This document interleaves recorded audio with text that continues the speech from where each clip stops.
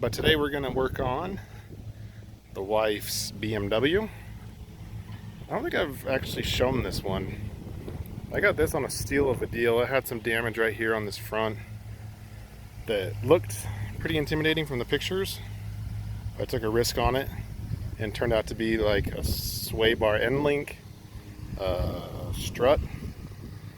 And now it turns out, because people at the Salt Lake City Copart don't know how to run a forklift, I got to replace 2 rear arms.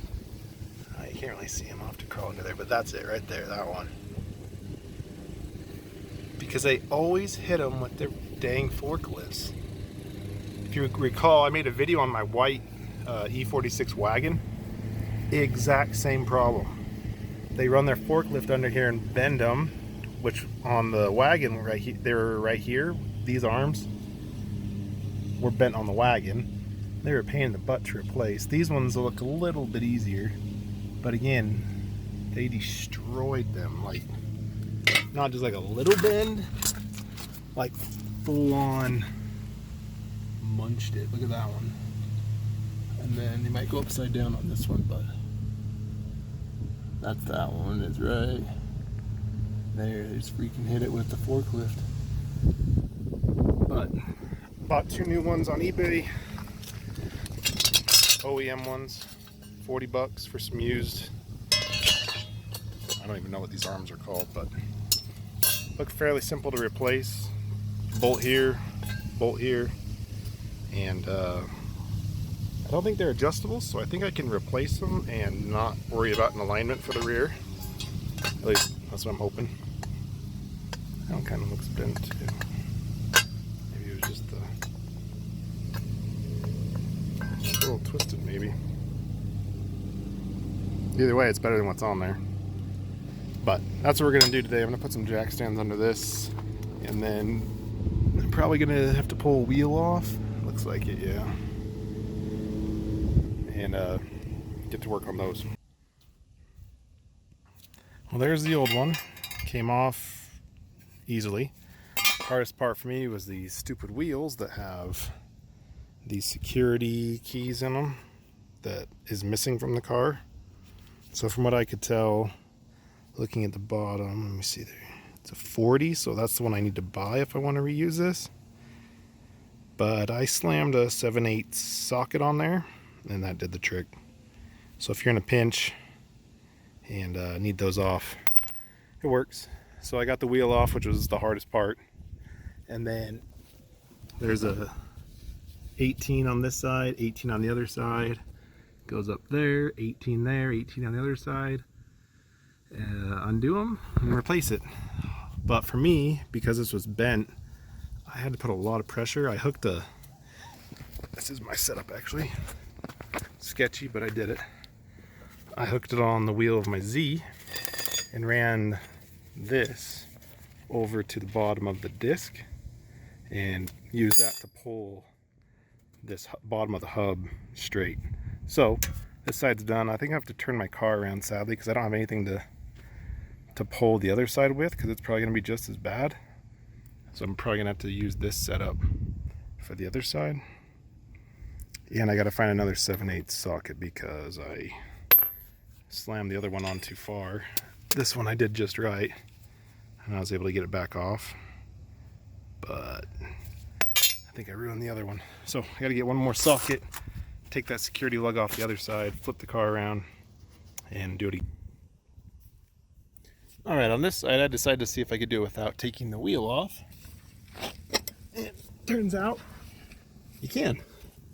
So here's the other side, all buttoned up. And that side over there, all done. This one I think is even worse than the other one. Look at that. How awful is that? I mean, this isn't the highest quality, thickest metal, but they could also be more careful with their forklifts. But that's about it.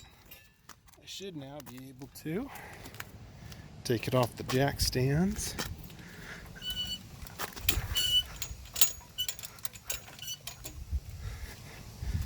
Drive it around the block, take it over some bumps without it trying to kick out side to side on me, which is what it was doing before. They also told me I need to replace the front control arm bushings, but those parts aren't showing up until Monday, so maybe we'll pick this video back up then and then take it to go get it aligned after all the parts are on it. But let's go for a drive. Today we're going to replace the, I think they're control arms. These rear arms on the BMW. I took it in to get an alignment and they said these bushings back here were bad. So we're going to get them replaced today. I think those are 18s back there, just a single bolt. Should be fairly straightforward. And then up here, it's got like a ball joint. And it came with new ones, but these don't look shot and they're OEM. So I might leave those. But this nut here is a 24. And you can just take that off. If it starts spinning, I think it takes a Torx on the bottom, which is a T30, to hold it. It might be a little bigger actually, but T30 to hold it, and then a 24 to spin that nut off. Then once that nut's off, we will work on this side, which should be an 18, but I guess we'll see when we get there.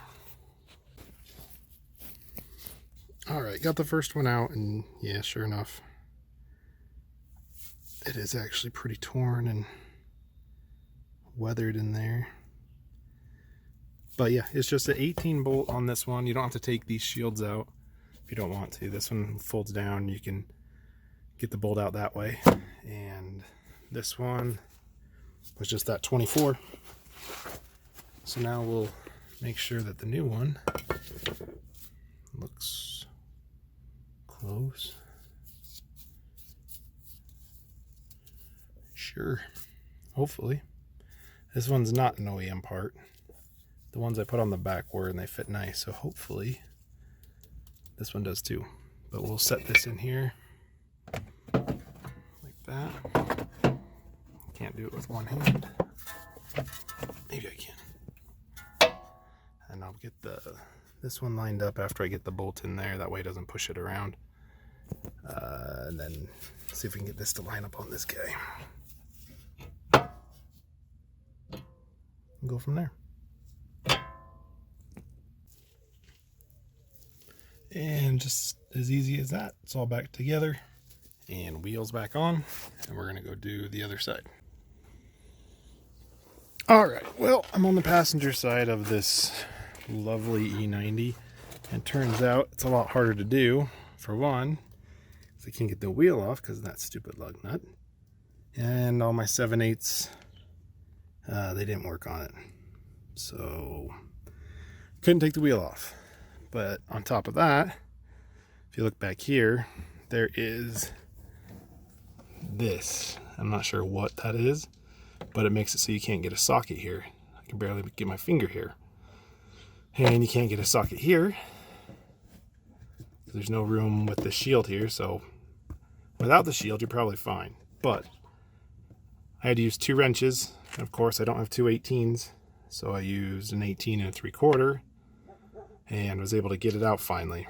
And then with the wheel on, makes it really hard to swing a hammer at and get that ball joint off, but I did it. It is off, and it is ruined. So, time for a new one. See if it's as terrible putting back on as it was getting off, which it probably will be. And then, she will be ready for an alignment.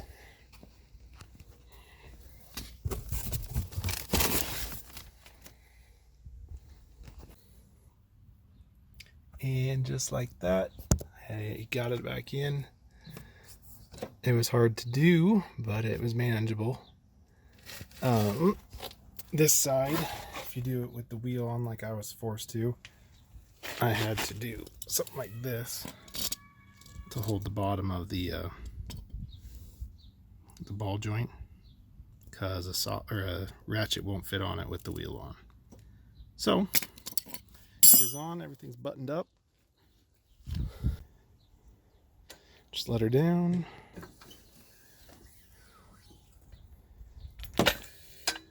And she should be ready for an alignment. I think that'll be it for this episode. For the next one, I think what we're going to do is put that marker light in over here and attempt to paint this fender. Haven't decided how yet. I might get a rattle can worth of the right color and have a go at it. But once that's done, that might be it besides the alignment. But that's it for now. If you like this video, give it a thumbs up, subscribe. Got a few more projects coming, like I said. But that's it for now.